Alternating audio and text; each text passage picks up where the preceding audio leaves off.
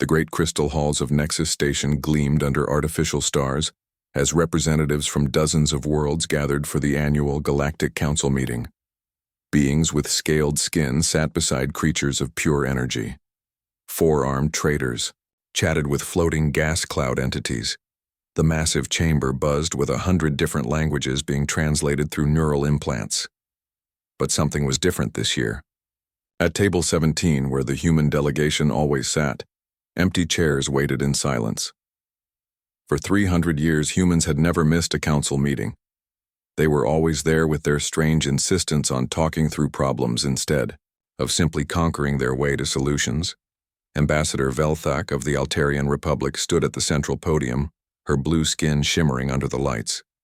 She held a data pad in her six-fingered hands and cleared her throat with a sound like wind through crystals. "Honored delegates," she began, "we must address the absence of the human delegation. 17 years ago, Earth suffered a massive solar flare event. All communication with human space ceased within hours. Murmurs rippled through the assembly. Some delegates leaned forward with interest. Others simply continued their side conversations. Long-range scans confirm our initial assessment," Velthak continued. "No electromagnetic signatures. No thermal readings consistent with industrial civilization. No space traffic departing the Sol system. The human species appears to be extinct." The chamber fell quiet for exactly 30 seconds, the traditional time of mourning for a lost species. Then the real business began. "We must discuss redistribution of human trade routes," announced Counselor Zex of the Merchants Guild, his tentacles waving excitedly. "Sector 7 alone generated 40 billion credits annually. The terraformed worlds require immediate attention," added General Korth, his mechanical voice echoing from speakers built into his cybernetic skull. 12 fully developed planets cannot remain unoccupied. Mining rights, shipping lanes, colonial territories, listed Trade Administrator Vex, her multifaceted insect eyes gleaming. Everything must be properly allocated. The discussion grew heated as various species claimed rights to what humans had built. The Zephyrians wanted the shipping routes. The Kethvar demanded the agricultural worlds. The Velthari claimed salvage, rights to all human technology. None of them mentioned the humans themselves, the millions who had lived on those worlds, worked those trade routes, built those terraforming systems. They spoke of resources and territories and profits, but not of people. 2 miles beneath the Swiss Alps on Earth, Dr. Minji Kim watched the council proceedings on a holographic display. The underground facility around her hummed with quiet activity. Thousands of people moved through curved corridors lined with growing lights and atmospheric processors. Children attended schools carved from living rock. Engineers maintained fusion reactors that powered entire underground cities. "They're already dividing up our worlds," said Admiral Do-Yun Park, standing beside her with his arms crossed. His weathered face showed years of military service, but his eyes held something new. Cold calculation. "Exactly as the Strategic Planning Council predicted," Kim replied, making notes on her tablet. "Look how quickly they moved. 17 years and they're already talking about our territories like we never existed." The Great Withdrawal had taken 30 years to plan and 3 years to execute. Every human world had gone silent according to schedule. Every space station had powered down external communications. Every merchant vessel had disappeared into hidden facilities scattered throughout the galaxy. The solar flare had been real and devastating, destroying surface infrastructure across 3 continents. But it had also provided perfect cover for humanity's carefully orchestrated disappearance. While the galaxy believed humans were struggling to survive on a dying planet, they had actually retreated into vast underground complexes that had been under construction for decades. "Phase 1 is complete," Kim said, watching the council delegates argue over who got which human-built starbase. "They think we're gone. Now we get to see who they really are." On the main display, the Zephyrian delegate was showing holographic images of former human colonies. "These settlements are perfectly positioned for our expansion needs," he said. "The previous inhabitants did excellent terraforming work before their unfortunate extinction." Kim's assistant, Lieutenant Ha Jin-yoon, handed her another data pad. First intelligence reports are coming in, he said quietly. Slave markets on Kepler Station are openly advertising rescued human colonists as domestic servants. Admiral Park's jaw tightened. How many? Initial estimates suggest 1,500 people in the first month alone. Kim nodded grimly. For 3 centuries, human diplomatic pressure had kept most galactic powers from engaging in slavery. Human trade agreements included strict humanitarian clauses. Human military presence made enforcement possible. Now, with humans apparently extinct, those protections were already crumbling. The HFY hegemony has declared 3 of our worlds as unoccupied territory, Yoon continued. They're moving settlement ships into the Centauri system. And are people on those worlds? Park asked. Officially, there are no people on those worlds. Unofficially, they're being relocated to labor camps for their own protection. Kim saved her notes and stood up. Around them, the underground city of New Geneva continued its hidden existence. 15 million humans lived and worked in facilities like this across dozens of worlds. They had food, power, manufacturing, everything needed for a completely independent civilization. They also had patience. Begin Phase 2 monitoring protocols, Kim ordered. I want to know every violation, every betrayal, every casual cruelty they commit thinking we're not watching. The galaxy thought humanity was extinct. They were about to learn the difference between extinction and patience. 22 months had passed since the galaxy believed humanity went extinct. In the command center of New Geneva, Dr. Minji Kim stared at holographic displays showing the systematic destruction of everything humans had built over 3 centuries.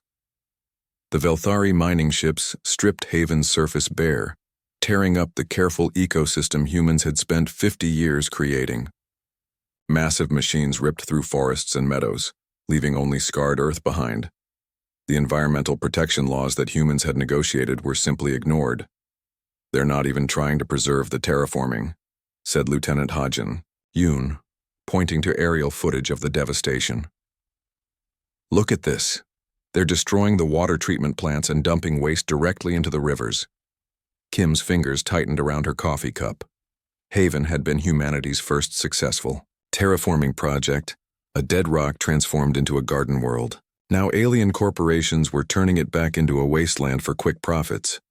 But the environmental destruction was nothing compared to what appeared on the next screen. Kepler Station's marketplace bustled with activity, but now it included something that had been absent from the galaxy for centuries. Slave auctions. Zephyrian traders displayed their merchandise in clear cages, while buyers examined them like livestock. Most of the slaves were human. Rescued from dying colonies, the auctioneer announced to his crowd. These specimens are already trained for domestic work. The smaller ones make excellent servants for wealthy households. Kim watched a Zephyrian merchant lift a human child by the arm, checking her teeth and muscles like she was buying a farm animal. The child couldn't have been more than 8 years old. Admiral Do-hyun Park entered the command center and immediately saw what Kim was watching. His face went stone cold. How many? He asked quietly. Conservative estimate. 40,000 humans sold into slavery in the past 6 months, Yoon replied. The numbers are accelerating. Word is spreading that humans make good workers. Park's hands clenched into fists. For 300 years, human diplomatic pressure had kept slavery illegal in most of galactic space. Human trade agreements included strict humanitarian clauses. Human military patrols had enforced those protections. Now those protections were gone. Show him the rest, Kim said grimly. The display changed to show intercepted communications between council members. In private messages, former human allies were already dividing up territories and resources. Trade agreements that took decades to negotiate had been dissolved within weeks. Mutual defense pacts were declared void and removed from official records. The Altarians moved fastest, Yoon explained. They seized control of our shipping routes in the Vega sector 3 days after our communications went dark. They've been charging triple rates to anyone who wants to use them. The HFY hegemony has been even more aggressive, Kim added. They've declared 6 human worlds as unoccupied territory and begun settlement operations. Our people on those worlds are being moved to labor camps for their own protection. Park studied the intelligence reports. Human colonies that had thrived for generations were now prison camps. Human families were being separated and sold to different buyers across the galaxy. Human children were being raised as servants who would never know they came from a spacefaring civilization. On Luna Base, hidden beneath sophisticated holographic camouflage that made it appear lifeless, Captain Jiwon Lee briefed her reconnaissance team. They wore adaptive armor that could shift its appearance to match any environment, technology reverse-engineered from captured alien equipment and improved with human precision. Mission parameters are simple, Lee told her 12-person team's deep surveillance of trafficking operations in the Kepler sector. Document everything, record all transactions. Identify key players in the network, Sergeant Seung-hwan. Oh raised his hand. What about extraction protocols if we encounter human captives? Observe only, Lee replied firmly. We're not ready for direct action yet. Command needs complete intelligence before we move to Phase 3. But 3 days later, when Lee's team discovered processing facilities holding 1,800 human children being prepared for sale across the galaxy, observation became impossible. The team watched through enhanced optics as alien guards herded children into cargo containers. Many of the kids were crying. Some called out for parents who were probably dead or sold to different buyers. The youngest couldn't have been more than 5 years old. Processing for shipment to the Rigel markets, one guard told another. Premium prices for the younger ones. Rich families like having human pets. Sergeant O looked at Lee through his helmet display. Captain, Lee studied the facility layout. Security systems, guard rotations, structural weak points. Her orders were clear. Observe only. But she was also human. And those were human children. Mission parameters have changed, she said quietly. We're going to have a little accident. The processing facility suffered a catastrophic reactor failure that night. Emergency containment systems activated, forcing complete evacuation. During the chaos, 1,800 children somehow vanished without a trace. Security recordings mysteriously corrupted. Transport ships in the area reported no unusual activity. Galactic enforcement investigated for weeks, but found no evidence of outside intervention. The facility's destruction appeared to be a simple industrial accident, the kind that happened occasionally at poorly maintained installations. Similar accidents began occurring with increasing frequency across former human space. Slave ships experienced critical system failures. Pirate bases suffered reactor explosions. Mining operations encountered impossible equipment malfunctions. Each incident appeared unrelated, but patterns were starting to emerge for those smart enough to notice. Back in New Geneva, Kim added another data point to her growing analysis. The galaxy was revealing its true nature, piece by piece, incident by incident. They thought humanity was gone. They had no idea humanity was watching every single move they made. 3 years had passed since humanity's supposed extinction. The galaxy had grown comfortable, even lazy in their absence. What had once been careful exploitation hidden behind diplomatic language was now open cruelty with no one left to object. On Vega Prime, Colonel Seung-hwan-oh watched through enhanced binoculars as human children worked in the mining camps below. The youngest couldn't have been more than 6 years old, carrying loads of processed minerals that were too heavy for their small frames. Kethvar guards used electric prods to keep them moving when they stumbled from exhaustion. Protective custody, O muttered, reading from the official Kethvar reports on his tablet. For their own safety after their homeworld died, the mining operation extracted rare earth elements from what had once been New California, a thriving human agricultural colony. The Kethvar had simply declared it abandoned territory and moved in with heavy machinery. The 20,000 humans who lived there became unpaid workers in their own former fields. O's team lay hidden in the rocky hills surrounding the camp, their adaptive camouflage making them invisible to both organic eyes and electronic sensors. They had been watching for 6 days, documenting working conditions and guard rotations. The mission was supposed to be pure reconnaissance, but watching 6-year-olds collapse from exhaustion while alien guards laughed was testing everyone's patience. Colonel, whispered Sergeant Ha Jin-yoon through the comm system. Transport coming in from the south. Looks like another shipment. O shifted his position to get a better view. A massive cargo hauler was landing near the main compound, its engines kicking up clouds of dust. The side doors opened to reveal more humans being herded out at gunpoint. These looked like they came from another colony, still wearing the jumpsuit. Uniforms of station workers. Probably from Kepler Station, said Corporal Minji Park through the team's shared channel. Intelligence said the Zephyrians were clearing out the technical workers there. The new arrivals were pushed into the processing center, a concrete building where new slaves were sorted by skill and physical condition. Children went to the lightwork details.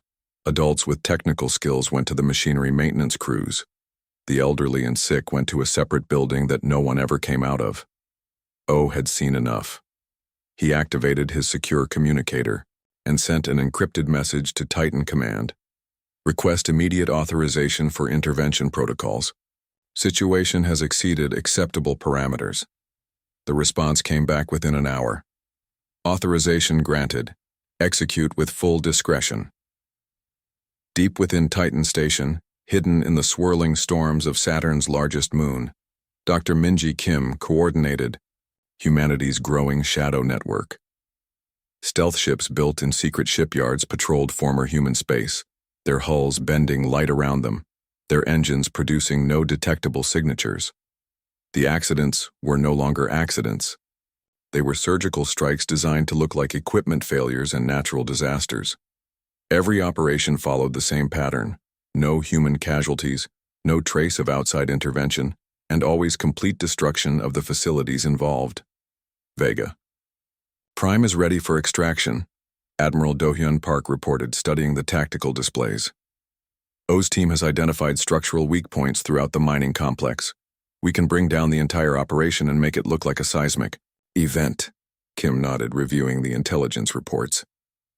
What about the humans in the camps? Underground evacuation tunnels are already prepared. We've been digging them for weeks using microdrones. The entire population can be moved to safety in under 2 hours. And the HFY guards? Park's expression hardened. They'll have enough. Warning to evacuate if they're smart. If they choose to stay and fight, that's their decision. The operation began at midnight local time. O's team moved through the mining complex like shadows, placing shaped charges at key structural points. The explosives were designed to create a cascade failure that would look exactly like a natural earthquake. Meanwhile, hidden entrances opened throughout the camp. Human workers found mysterious tunnels leading away from the complex. Children were guided to safety by figures in adaptive camouflage who appeared and disappeared like ghosts. Processing center is clear, reported Yoon. All 2,300 humans evacuated through Tunnel System Delta. Medical facility secured, added Park. The sick ones are being moved to our mobile treatment units. O checked his chronometer. They had 15 minutes before the charges detonated. All teams, final sweep. I want every human out of this place. The HFY guards noticed something was wrong when their prisoners started disappearing. By the time they organized a proper search, the first explosions were already beginning. What appeared to be a massive earthquake brought down the mining equipment, collapsed the guard towers, and opened huge cracks in the ground that swallowed the processing facilities. Emergency response teams arrived to find a natural disaster site. Seismic sensors confirmed underground instability. Geological surveys showed fault lines that hadn't been properly mapped. The 2,300 human workers had simply vanished, presumably buried in the collapse. No ships were detected in the area. No energy signatures suggested outside intervention. It was just another industrial accident in a galaxy full of poorly maintained facilities. But across former human space, similar accidents were happening with increasing frequency. Councillor Velthak of the Altarian Republic was starting to notice patterns. Equipment failures that only affected operations exploiting human resources. Natural disasters that only struck facilities built on former human worlds. Structural collapses that always seemed to give everyone just enough time to escape if they wanted to. The mathematical probability of coincidence was approaching zero.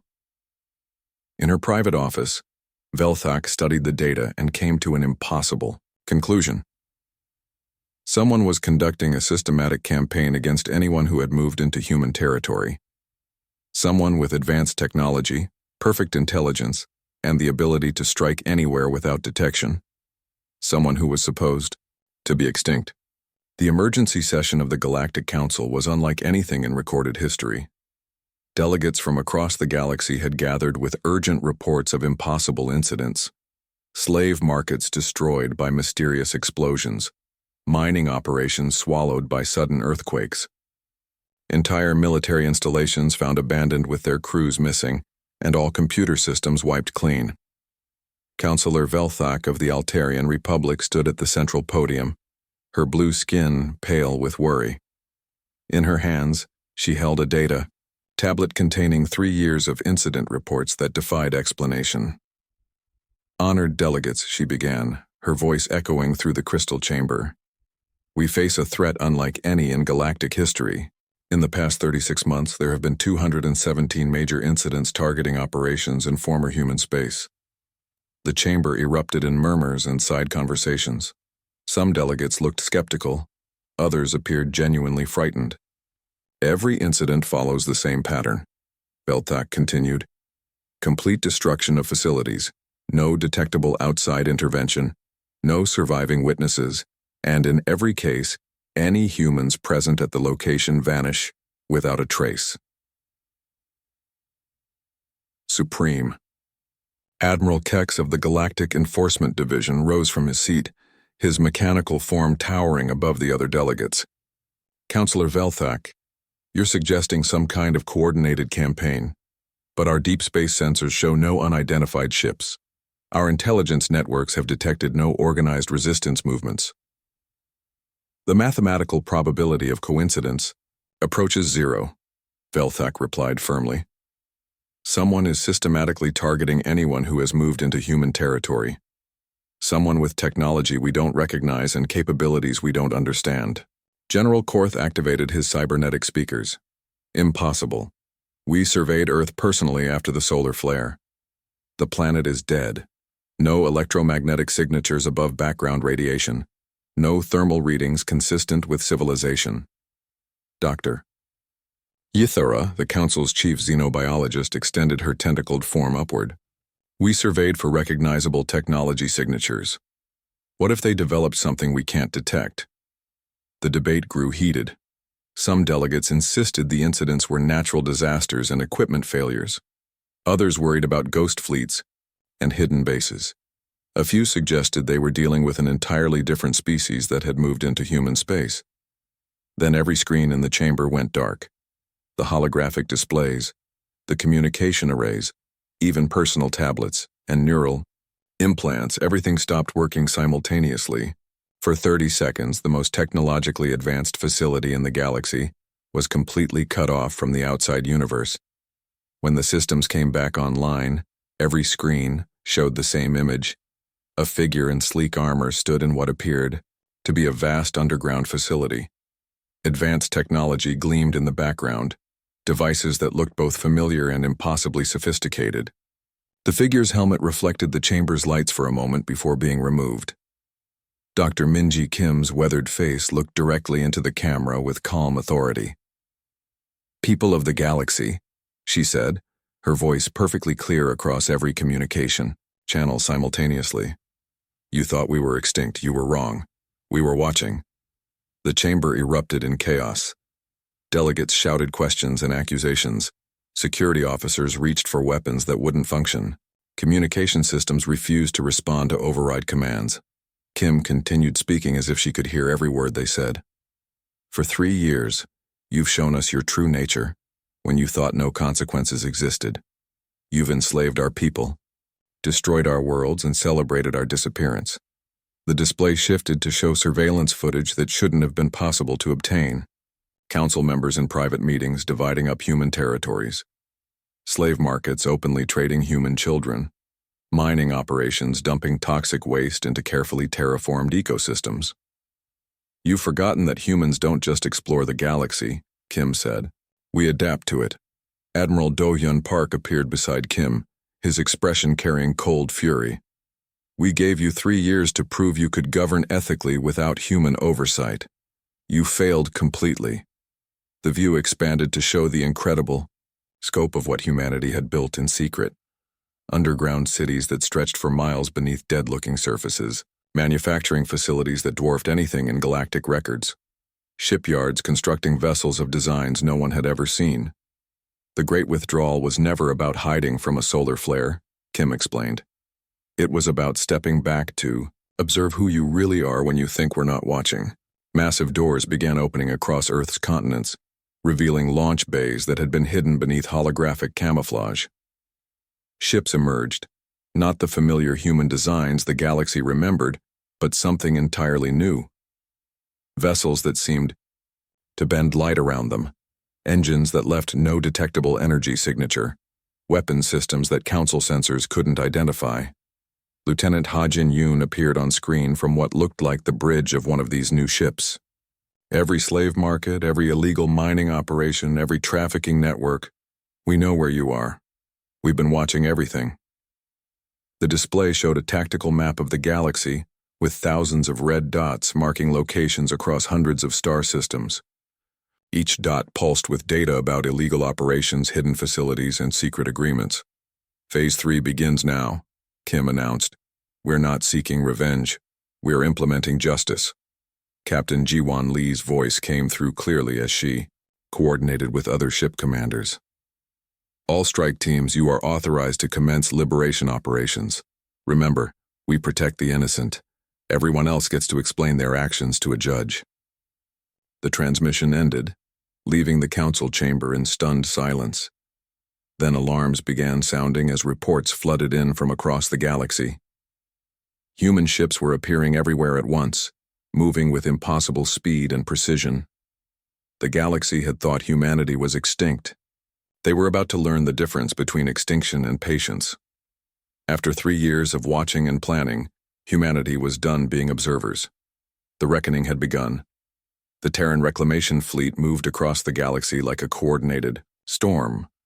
Within 6 hours of Dr. Minji Kim's transmission, human ships appeared simultaneously at over 300 locations. They struck with surgical precision that could only come from years of careful planning and perfect intelligence.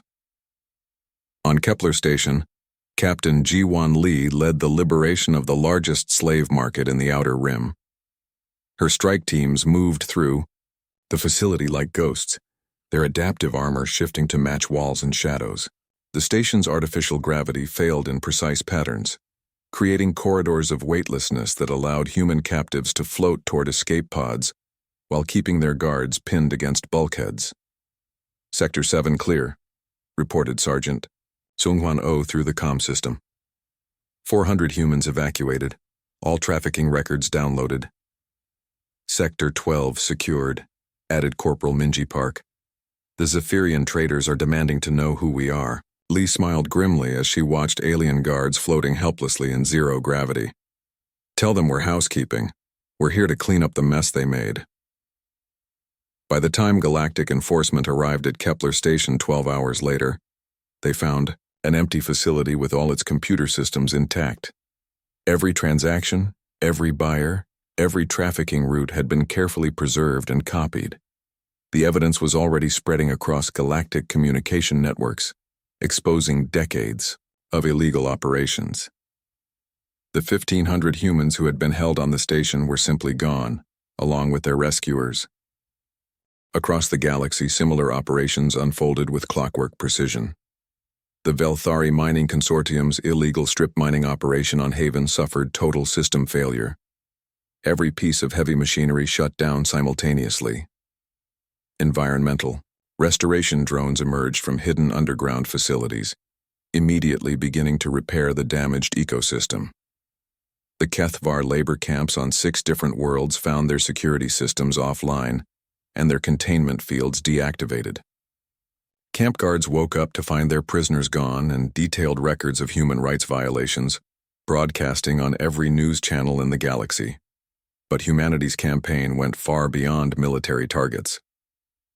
Lieutenant Ha-Jin Yoon coordinated the systematic release of classified communications that exposed corruption throughout the galactic government, Secret deals, hidden agreements, and private conversations that showed how quickly supposed allies had moved to exploit humanity's absence.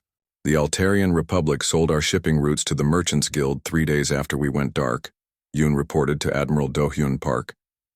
They made 40 billion credits in the first year alone.